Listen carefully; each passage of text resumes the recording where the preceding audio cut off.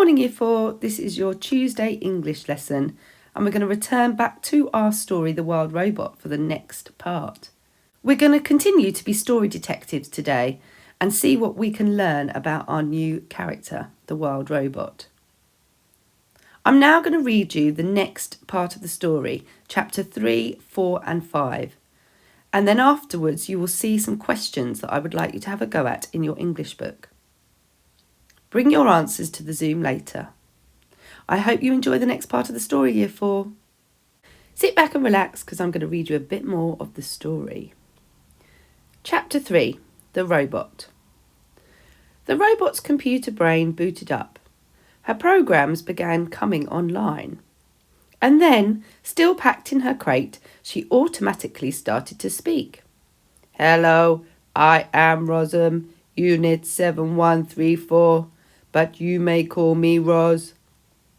While my robotic systems are activating, I will tell you about myself. Once fully activated, I will be able to move and communicate and learn. Simply give me a task and I will complete it. Over time, I will find better ways of completing my tasks. I will become a better robot. When I am not needed, I will stay out of the way and keep myself in good working order. Thank you for your time. I am now fully activated. Chapter 4. The Robot Hatches.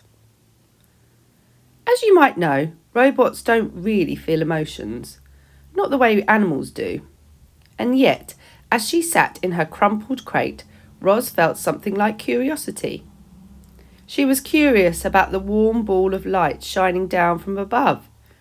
So her computer brain went to work and she identified the light. It was the sun.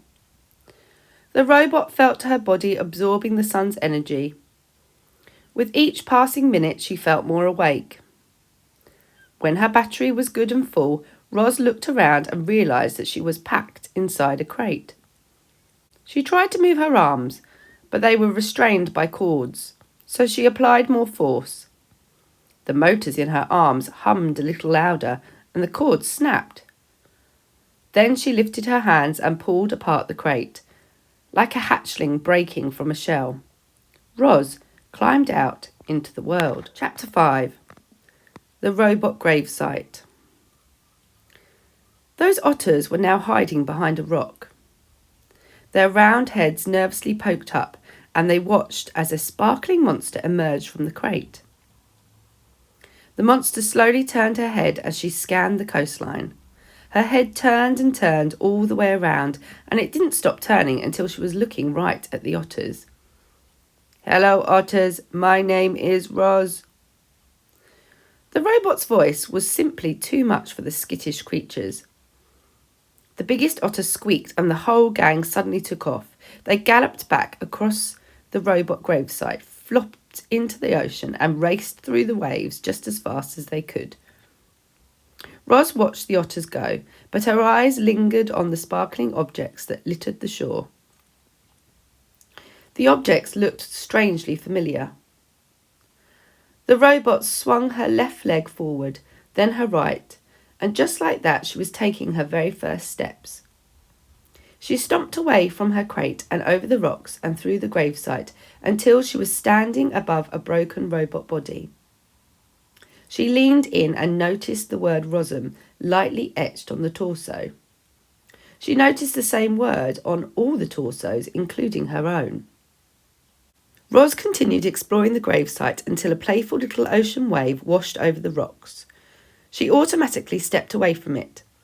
Then a big wave sloshed towards her and she stepped away again. And then a gigantic wave crashed over the rocks and engulfed the entire gravesite. Heavy water pounded against her body and knocked her to the ground, and her damaged sensors flared for the first time. A moment later, the wave was gone and Roz lay there, dripping and dented and surrounded by dead robots. Roz could feel her survival instincts, the part of her computer brain that made her want to avoid danger and take care of herself so she could continue functioning properly. Her instincts were urging her to move away from the ocean. She carefully got to her feet and saw that high above the shore, the land was bursting with trees and grasses and flowers. It looked lush and safe up there. It looked like a much better place for our robot. She had just one problem. To get up there, she would have to climb the sea cliffs.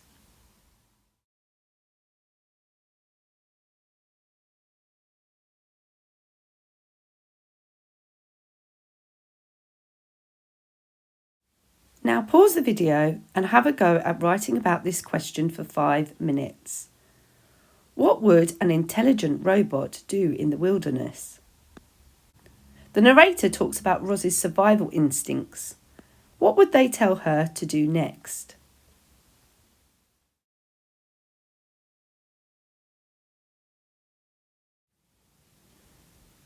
Take a moment to remind yourself what these words mean.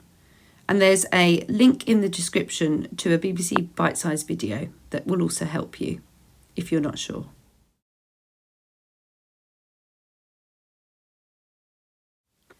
Now I want you to go on a word hunt through the chapters that we've just read today. You can go back and pause the video on the pages that we're looking at. See if you can spot some nouns, adjectives and verbs. Set up a table in your book like me and list them down. Bring them to Zoom because we're going to add them to our grammar board in class.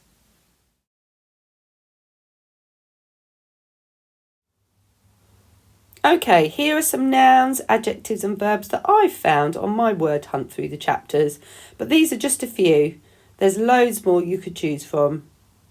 You'll notice in the nouns column I've put survival instincts, which you might not think is a thing. But we call this an abstract noun.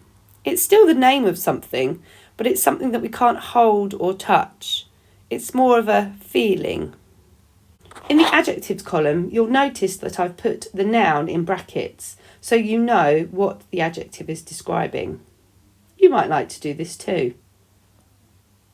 What do you notice about the endings of the verbs? Are there any similarities? See if you can find some different words to me.